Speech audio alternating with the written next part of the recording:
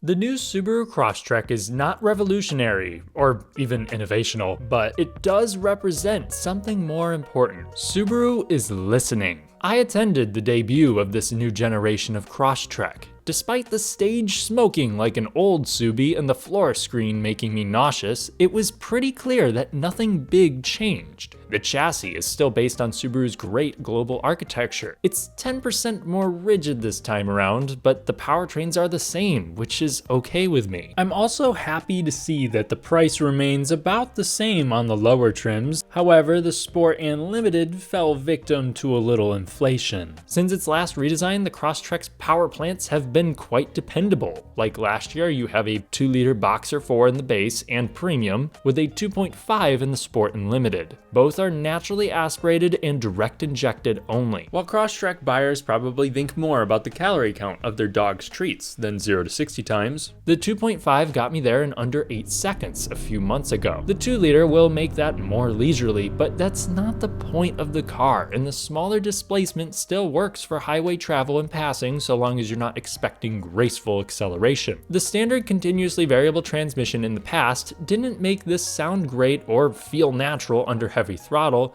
but it never bogged down the engine and it reacted quickly. They may tweak the tuning, but I doubt power delivery here will change much at all. The biggest disappointment to me is that they killed the 6-speed manual. I knew it was coming as Subaru barely stocked them at dealers, but it was really a nice option for the car enthusiast who wants an SUV as an affordable daily driver. Just like before, full-time all-wheel drive is standard. Subaru's X mode will also be found on all Crosstreks, which among other things, helps divert power side to side through using the brakes when at low speed. The next change behind the wheel is the steering. They've added the dual pinion rack from the WRX, which decouples the power steering motor from the column, theoretically improving steering feel on top of improving precision. I'm excited to see this as the 23 Crosstrek had quick steering and was actually quite capable on basically all roads that I drove it through, but the feel was numb and it was quite vague on center. I'm glad that Subaru is directing attention to this, but I should note that the WRX also has numb steering compared to its peers. So it's like giving me the free throw ability of an NBA player, but that player is Shaq.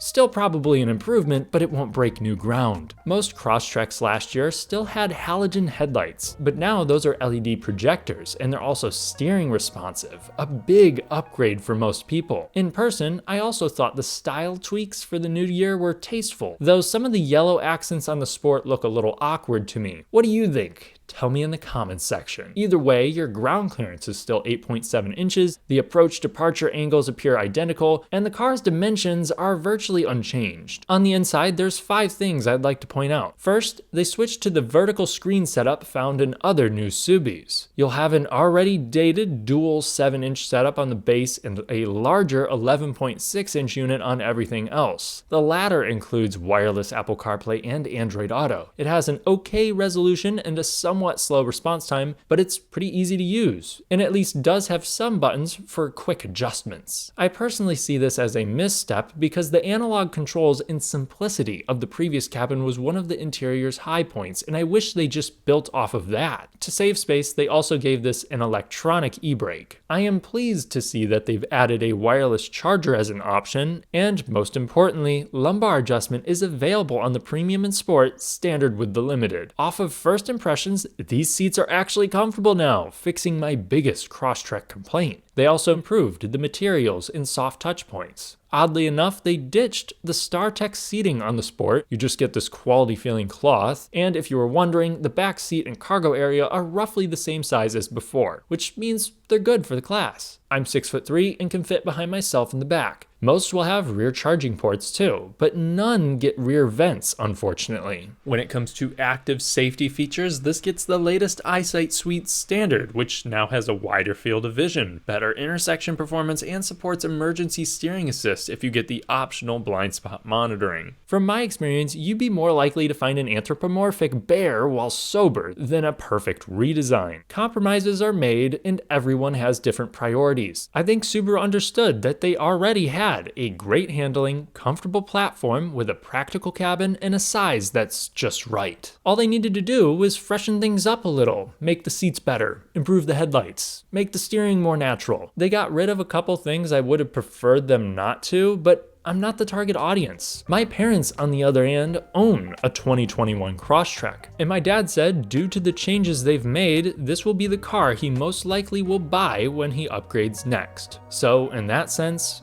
well done, Subaru. I'll do a full review when the car hits the road later this year. Thanks for watching. Please subscribe and hit the bell for notifications if you enjoy fun, detailed car reviews. Like if you enjoyed this quick look, and check out my Patreon for additional content. I'll see you in the next one.